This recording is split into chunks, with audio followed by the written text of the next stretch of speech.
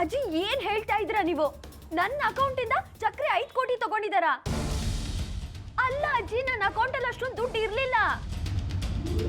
ಇತ್ತು ಕಣೆ, ಆದ್ರೆ ನಿನ್ನ ಅಕೌಂಟಲ್ಲಿ ದುಡ್ಡಿತ್ತು ಅಂತ ನಿನಗೆ ಗೊತ್ತಿರಲಿಲ್ಲ ಅಷ್ಟೇ. ನಮ್ಮ ಶಶು ನಿನ್ನ ಮದುವೆಗೆ ಅಂತ ನಿನ್ನ ಹೆಸರಿನಲ್ಲಿ ಅಕೌಂಟ್ ಓಪನ್ ಮಾಡಿ 5 ಕೋಟಿ ರೂಪಾಯಿ ಇಟ್ಟಿದ್ದ. ಆ ಕಳ್ಟನ್ ಮಗ ಚಕ್ರಿಗೆ ಅದು ಹೆಂಗೆ ಗೊತ್ತಾಯ್ತು ಏನೋ? ನಿನಗೆ ಗೊತ್ತಿಲ್ಲದೆ ನಿನ್ನ ಕೈಲಿ ಸೈನ್ ಮಾಡಿಸ್ಕೊಂಡು ಆ ದುಡ್ಡನ್ನೆಲ್ಲ ದಪ್ಪಾಯಿಸಿದ್ದಾರೆ. ಅಂಥ ನಂಬಿಕೆ ದ್ರೋಹಿನ ಇನ್ನೂ ನೀನು ನಂಬ್ತೀನಿ ಅಂತ ಹೇಳ್ತಿದ್ಯಲೆ. ಅಜ್ಜಿ, ಮತ್ತೆ ನಂಗೆ ಮುಂಚೆನೇ ಇದನ್ನೆಲ್ಲ ಯಾಕೆ ಹೇಳಿಲ್ಲ ನೀವು?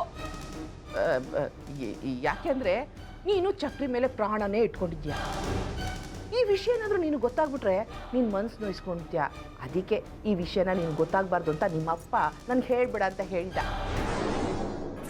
ಈಗ ನೋಡು, ನಿನಗೆ ನಿಮ್ಮಪ್ಪನಿಗೆ ಮಾಡಿದ ಮೋಸಕ್ಕೆ ಅವನು ಸರಿಯಾದ ಶಿಕ್ಷೆ ಆಗ್ತಾಯಿದೆ. ನೋಡಿ ಇನ್ಸ್ಪೆಕ್ಟ್ರೆ, ನಾವೆಲ್ಲರೂ ಬಂದು ಚಕ್ರಿ ವಿರುದ್ಧ ಸಾಕ್ಷಿ ಹೇಳ್ತೀವಿ. ನೀವು ಕೇಸ್ ಹಾಕೋಬೇಡಿ.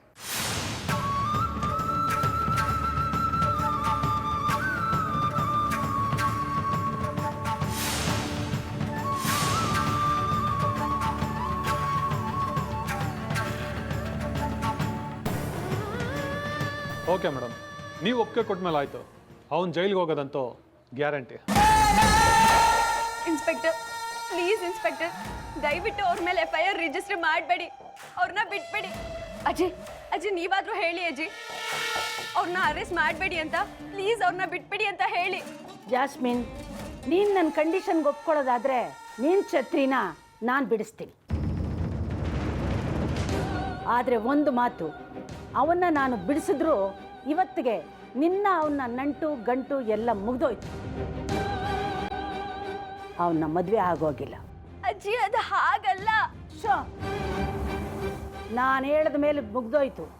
ಅವನ ಮನೆಗೆ ಬರ್ತಾ ಇದ್ದಾಗೆ ಅವನ ಬ್ಯಾಗ್ನ ಅವನ ಮುಖದ ಮೇಲೆ ಬಿಸಾಕಿ ಮನೆಯಿಂದ ಹೊರಟೋಗು ಅಂತ ಹೇಳ್ತಾ ಇರಬೇಕು.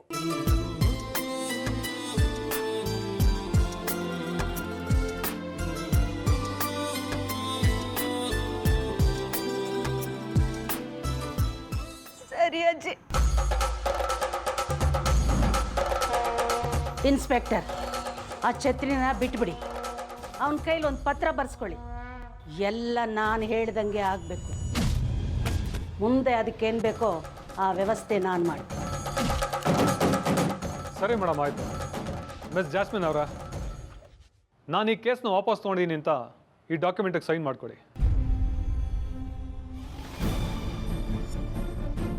ತೊಳಿ.